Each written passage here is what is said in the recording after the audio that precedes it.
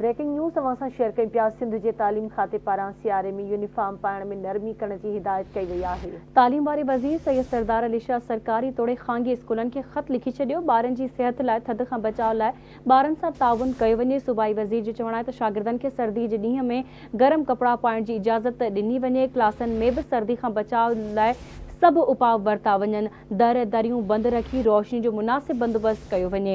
अहम ख़बर आहे अवां सां शेयर करे रहिया आहियूं। सिंध जे तालीम खाते पारां सियारे में यूनिफॉर्म पाइण में नरमी करण जी हिदायत कई वई। वधीक तफ़सील मालूम कंदासीं कराची मां आवाज़ न्यूज़ रिपोर्टर शाहिद मीर सहतो खां। जी शाहिद, छा तफ़सील आहिनि, आगाह कजो।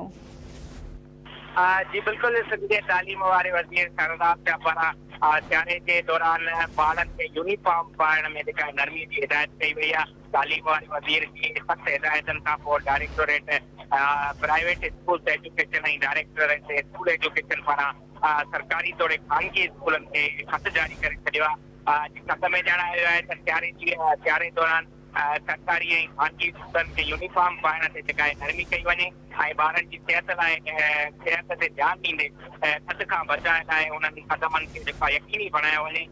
शागिर्दनि खे सर्दीअ जे ॾींहं में गरम कपिड़ा पाइण जी इजाज़त ॾिनी वञे ऐं उन्हनि ते कंहिं बि क़िस्म जी कपिड़नि जे हवाले सां सख़्ती न कई वञे। गॾोगॾु सरदार शाह जी हिदायतुनि खां पोइ स्कूलनि जे जेका क्लासिस आहिनि उन्हनि में पिणु जेको आहे इहो ॼाणायो आहे त उते सर्दीअ खां बचाइण लाइ मुमकिन जेके उपाउ आहिनि उहे वरिता वञनि। जिन स्कूलनि में दर दरियुनि जा मसइला आहिनि उहे बि हल करे उन्हनि खे दर दरियूं लॻायूं वञनि ऐं रोशनीअ जो मुनासिब बंदोबस्तु कयो वञे त जीअं जेके ॿार आहिनि उहे बहितर तरीक़े जी तालीम हासिल करे सघनि ऐं सर्दी खां बचनि। जी ठीकु आहे, मुंहिंजी महिरबानी शाहिद अपडेट करण लाइ।